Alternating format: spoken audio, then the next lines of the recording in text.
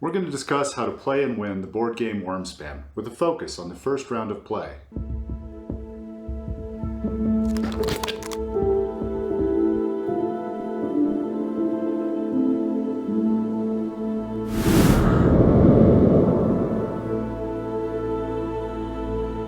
Wyrmspan seems pretty straightforward. You just play as many dragons as you can before the time runs out. Honestly, that approach isn't all bad in the first round of the game. Playing cheap dragons willy-nilly will get you to 70, maybe 80 points. If you want to get to 100 points, you'll have to work harder. The first step will be to build up the value of your explore actions. The value of my explore actions is mostly just dependent on how many cards I've played, so aren't you still just saying play as many cards as you can willy-nilly? There's a couple things to keep in mind. For example, you'll need a mix of resources, dragon cards, and cave cards in order to keep playing dragons. Each cave or row on your player mat is specialized. For example, when you explore the Crimson Cavern, you get resources. In the first round, it's best to play one card into each row so that you have balanced access to resources and cards of both types. I don't really think the 3 caves have the same value. For instance, I start with 3 caves already excavated, so I don't really need any more cave cards right away. And I need a lot more resources than I need dragon cards because most dragons require more than one resource to play. Those are both really good points, but be careful. Your game really slows down if at the start of the second round you have no cave cards and no caves excavated. And you may need to draw more dragon cards than you'll actually play because you need to cycle through them looking for good combinations or looking for a card that fits in a specific spot. But playing one card might not even help me get more resources when I explore because I still get the one resource I always got, and then I get one of these Dragon Guild movements. Movements on the Dragon Guild are worth a lot more than a single resource or a card. First off, you usually get a single card or a single resource just for taking the movement, but you also move closer to the 3 spaces on the Dragon Guild that are worth a lot more than one resource. The first card you play down into a cavern generally increases the value of the explore actions there by a factor of 3. So try not to explore until you've placed a first dragon into the cave. Each additional dragon you place continues to improve the value of your explore actions, but that first step is the biggest one. Further, the card you play may give you explore abilities or ongoing income, or even a one-time bonus. Clearly, the value of explore abilities and income abilities is highest if you play the card early in the game, because you'll get to use it more times before the game ends. At the start of the game, I select 4 cards from 3 dragon cards and 3 cave cards. Over the course of the first round, I might get 1 or maybe 2 more dragon cards. I don't have many chances to get 1 dragon of each color, or to find useful explore abilities. It's true, to some extent you are the victim of your opening draw, but it works out a lot more often than you might guess. I generally keep the 3 dragon cards, and then I'll select 1 cave card, which provides resources to help me play those dragon cards. About a third of the dragon cards have more than 1 color, so you'll draw a dragon that can be played in each cave about half the time. Otherwise, you might try to fill in the missing color by playing a yellow dragon and then exploring the Golden Grotto. Or maybe you have a cave card that provides a dragon card. But if there's a really useful card in the display, shouldn't I go ahead and explore right away instead of waiting to play a yellow card? Generally, no, but the example you've selected is a close call. It might depend on player order and the actions of the other players. If I'm last to act and someone else has already played a yellow card, I might be tempted to grab that red card before they do. What if I draw 3 cards of the same color? Drawing 3 dragons of the same color is unfortunate, but statistically it'll only happen in about 1 in 20 games. If it does happen, you may have to play lopsided in the first round. Perhaps your dragons will provide the missing resources, or perhaps you can pick up what you need on the Dragon Guild. So in the first round, try to play 1 card of each color, and where possible, emphasize explore abilities and income abilities. That's all fine, but where am I going to get all the resources I'm going to need? You get 3 resources during setup. Pick them so that you can play 1 or 2 dragons. Often, I'll play a red dragon first, so that I can explore the Crimson Cavern and get another resource. Maybe I'll also play a yellow dragon, and then explore to get another dragon card. After that, I'll have taken 2 steps on the Dragon Guild, which will give me a meat. Then I might be able to excavate to get even more resources. Then I'd play my 3rd dragon. That's 3 entice actions, 1 excavate action, and 2 explore actions, for a total of 6 actions. It's always good to go looking for an extra action here or there, but in the first round you may only get 6 actions. Look, this is all very theoretical. Let's look at some examples. Let's just take a look at a starting draw. Okay, these are just about perfect. I've got one of each color. They're all inexpensive, and they all have useful early game abilities. I'm gonna take these, and I think this will be the most handy cave card. For starting resources, I'll take a meat and a gold and a milk. How would I play this? In my first turn, I would entice to play down the reticent manta. For my second turn, I think I would probably entice again to go ahead and play down the redwood lung dragon. I could excavate in my third turn to play this card, which gives me a move on the Dragon Guild, gives me an egg, and I get a card. Now I am ready to explore. I would pick up a milk and a gold and meat.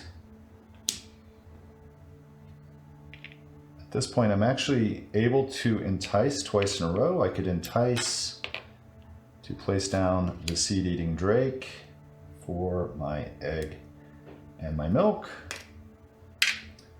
And I could entice a fourth time to play the knowing guardian.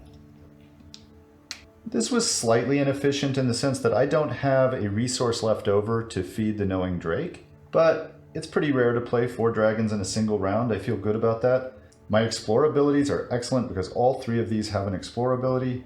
I'm pretty set up to explore early in the second round, and then I should be able to get a couple of dragons played and continue to have a very strong game. Okay, let's look at another draw. So here we have 3 dragon cards, 1 of each color. I like that, but they require quite a few resources to play. Of my 3 cave cards, only 1 of them provides a resource, so I think I'll keep that one. I get to pick my starting resources now. I want to start with a meat so that I can play this card very early, and I'll also take 2 crystals so that I can play the Shaly Rockbreaker. Now I noticed this card right away because it allows me to play a dragon without spending a coin. That's quite good. So let's go ahead and excavate first so that I can take that card. I also get 1 resource. I'll take a gold. I can entice a dragon, which costs me meats. Now I can explore this row to get another gold. I get to lay an egg, and I get a movement on the Dragon Guild, which is also an egg. On my 4th turn, go right back here and explore again. Now I can pick up a meat, I lay another egg, and I get a second move, which gives me a meat. Don't forget these benefits on the Dragon Guild. You want to plan ahead for them. So now I'm ready for my big turn. I'm going to entice the Shaly Rockbreaker. He costs an extra coin. I'll just put that right here. And 2 crystals. He allows me to excavate 1 space for free with a cave card from my hand. Because we're scoring cave cards in the Amethyst Abyss in the second round, I'm going to go ahead and play it here. Now this card says I can immediately play a dragon with a discount of 1 egg or 1 resource. So I can play down the Warming Fireburn with 2 meat and 1 gold. You know, I think actually I will take the discount in meat. Perfect. So my first round is over. I've excavated twice. I also have 1 small dragon, which is helpful. In the second round, my first action will almost certainly be to explore in the Golden Grotto, which will give me 1 card here and 1 card there. Once I have those 2 cards, I'll know better what resources and cave cards I might need in the second round. Okay, let's look at another draw. Very interesting when played ability here. I think I'll keep these 3 dragons, and I'll use this card, which will allow me to reactivate the when played ability. For my starting resources, I'll take a gold and 2 crystals. I think my first action will be to entice. Gold, 2 crystals, and then I spend a coin to get 3 movements on the Dragon Guild. That gives me an egg and a meat and a card. I'm going to take this card. Now I can excavate and play down this cave card, which activates this ability. I have to pay another coin, but I get 3 more moves. So that's 1. I'll take this one, 2, and 3. I get to place a cube on the Guild of Seafarers. The free dragon is very interesting. I have to discard a card. I noticed that this one is very helpful on all three of these goals. So I'm going to go ahead and discard the hatchling, even though it's a good card, so that I can play down my red card. And that is free. It's great to play an expensive card for free. So I have 2 more actions left. I need more resources to play my last dragon. I could explore here, but I think instead I'll excavate again. Playing this card, I get 2 benefits. I'll take the movement for an egg. I will take a crystal. Final action will be to entice, place down my last dragon, and pay. So here we are. We're at the end of the first round. I've got a dragon in each column. They're actually quite good dragons. I have very nice explore abilities when I explore in the second round, and I'm off to a great start. This is a good example of how spending coins isn't necessarily a bad thing. I noticed that you seem to prefer to gather resources using the Dragon Guild or card abilities. In that last example, you never explored at all. I explore more in the 2nd through 4th rounds. In this game, you often have multiple ways to get the things you need, and you need to consider them all. In particular, don't forget the Dragon Guild. I suppose once I have 1 dragon in each cave, I'll just want a 2nd dragon in each cave. You know, a cheap dragon that I could play willy-nilly. No doubt, it is excellent to play 3 dragons into your 2nd column in the 2nd round of play, but you'll find it hard to do. If you follow the path I've described, you won't have a lot of caves excavated at the start of the 2nd round. So in the 2nd round, you'll probably explore 3 times. You will excavate at least once, and that only leaves you a couple actions for enticing dragons. But there's another issue to consider. Every dragon you play after the 1st round will probably be a dragon you selected off the display. They who select the best possible dragons will stand highly among the contenders to win the game. So this is where the play a bunch of cheap dragons willy-nilly comes to a screeching halt. So tell us, O wise one, which dragons should we select? The real trick is to use the available cards and resources to form combinations that work well together, like I did in the example openings. But in the mid-game, it can be hard to see those combinations right away, and we may want to fall back onto some general rules. For example, we could assign a value to the various benefits and costs that we would get from a card, and then we could calculate the efficiency or profitability of one action in isolation. Let's say cards and resources are worth about a point, while movements on the dragon track are worth 2 points, and coins or extra actions are worth 3 points. Victory points are, of course, worth a point. Using these numbers, we can calculate how efficient each dragon is likely to be. I don't know. A resource isn't worth a victory point at the end of the game. True, but resources can usually be used to generate about 1 point through the course of the game. That all changes if you never use the resource. Unused resources are only worth about 1/3 of a point. Why do you say a coin is worth 3 points? It's aspirational. If you can use your starting resources well, and assuming you can pick up a few points off public objectives, then you need to turn each of your coins into a little over 3 points in order to reach 100 points. Mathematically, the goal of this game could be described as converting coins into 3 points each. Look, none of this is exact. I'm just trying to give you a framework to help you assess your turns. Let's start with something simple. I could excavate a cave that gave me 2 resources. So I got 2 resources, and I spent a 3-point coin to do it. That's a terrible deal. And the deal gets even worse in the 3rd and 4th columns. Fortunately, some of the cave cards are better. And excavating caves is a necessary evil. But I won't want to excavate caves without eventually placing a dragon in them. And I won't want to put low-value dragons in my expensive caves. Now let's look at some dragons. When you entice a dragon, you pay a coin, a resource cost. You cover an excavated cave, and you use a dragon card. On the other hand, you get victory points and whatever the dragon card does. To value what the dragon does, you must think about how often you'll use its ability. Based on this system, most cave cards don't break even, and most dragons don't really break even either.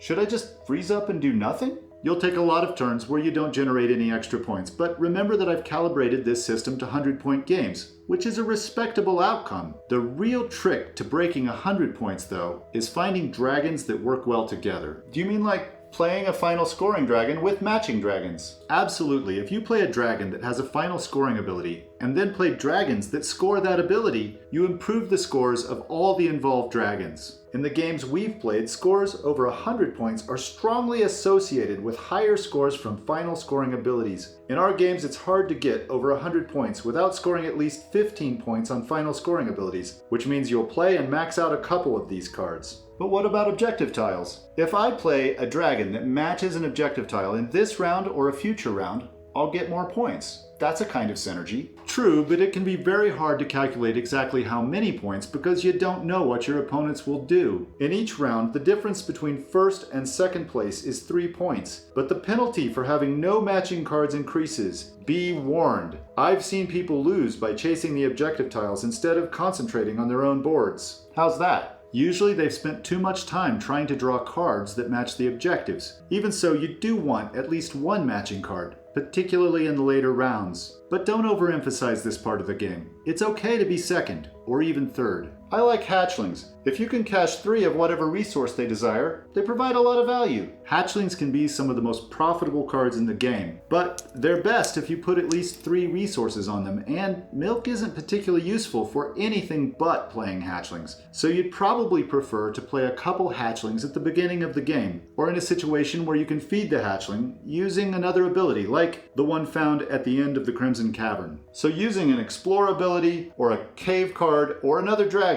to fill up a hatchling is another example of a synergy. It seems like each dragon taken on its own won't provide enough points to get us to 100 points. But if we find dragons that work well together, we'll get the extra points and we can get to 100. Or even 110 points. You might even score 120 points, but that takes a combination of skill and luck. Exploring caves feels like a wasted turn. I'd rather be excavating caves or enticing dragons. One thing enables the other, but you shouldn't underestimate the value of an Explorer action. Even without helpful dragon abilities, you get 2 resources, a movement on the Dragon Guild, and an egg for exploring a row with 3 dragons in it. That's 5 points, which is a good use of a coin, assuming you have uses for those resources. The end of row abilities are break even in the first 2 rows, although they are handy for using up unwanted resources in the late game. And those abilities are good for feeding hatchlings, don't forget that. But the purple cave is better. For the cost of 2 cave cards,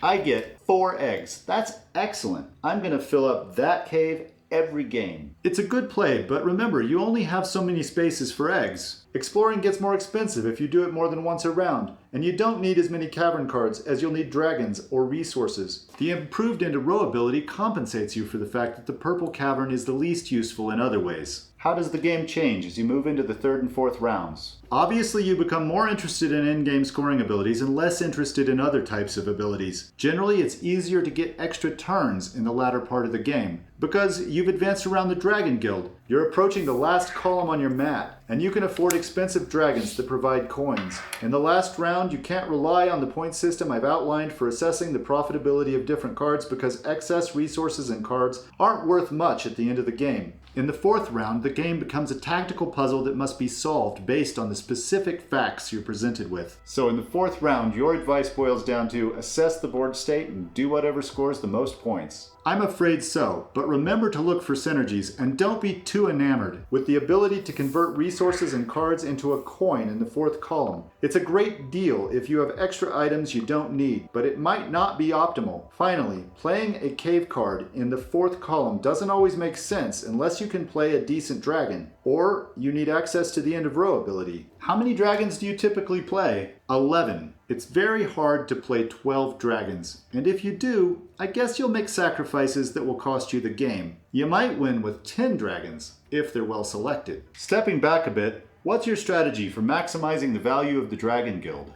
You'll usually get around the Dragon Guild once from Explore actions. That gives you a pile of resources, a coin, and 2 cubes on the Dragon Guild. The benefits of using a cube are often very good. In the early game, I tend to prefer spaces that give me an extra action. Just make sure you think them through. Sometimes players underestimate the value of the spaces that give points. Depending on your game, the in-game scoring spaces can be decisive. But surely it's always better to get an expensive dragon for free than to get 6 points. It probably is, especially if it is an expensive dragon and it synergizes well with your board. But don't overestimate how much it'll change your final score. In almost all of my games, I play 11 dragons. So getting an extra dragon from the Dragon Guild doesn't necessarily mean you'll have more dragons at the end of the game. You're saying I might have found some other way to play that dragon. Exactly, but don't get me wrong. Getting a high-cost dragon that synergizes with your board out for free is a very solid play. Getting 8 or 9 points from an in-game ability is also a very solid play. Sometimes I can get 3 or 4 cubes on the Dragon Guild. That's super good, right? If you can get guild movements from explore abilities, or even a bunch of one-time guild movements, you can really accelerate your game while costing your opponent's opportunity, which is great. The value of guild movements decreases near the end of the game because all the best cube spots get filled up. The guild is most valuable in 2 and 4 player games because there's less competition for cube spots. Competition is worse in 3-player games, and much worse in solo games. I noticed that too. In solo games, the AI fills up the Dragon Guild earlier and faster than human players, and it competes very well on public objectives. Following the advice in this video, you can consistently beat the AI at 3rd level. But it is a little different than playing against humans, and I, for one, find it difficult to get to 110 points against the AI. I noticed a few things about the cards. Did you know that most of the hatchlings are purple? I guess that's another compensation for the fact that you don't need as many cave cards as you need dragons or resources. The 3 color cards tend to be endgame scoring cards. That's a fun fact. Most dragons require a resource of their color, so if you want to play a red dragon, you'll need meat. If you want to play a 3-color dragon, you'll need a resource of each type. There are 4 personalities and 3 sizes. The dragons are evenly distributed across these categories. The dragons are also evenly distributed across color. 30% of cards have explore abilities and another 19% are hatchlings. 20% of cards have in-game scoring abilities. When played, and income abilities are rarer, which makes certain in-game scoring cards less valuable. The more expensive, more complicated dragon cards tend to be the biggest scoring opportunities. Don't necessarily be put off by their high cost. Well, that's about it. Have fun playing Wyrmspan. And don't forget, Wyrmspan isn't really a brutally competitive game. It's okay to sit back and enjoy your dragon kingdom. And you get an egg, and you get an egg, and you get an egg! You do realize that that's a dinosaur on your shirt. Yeah, it turns out that dragon-themed clothing isn't a major component of my wardrobe. Shame that.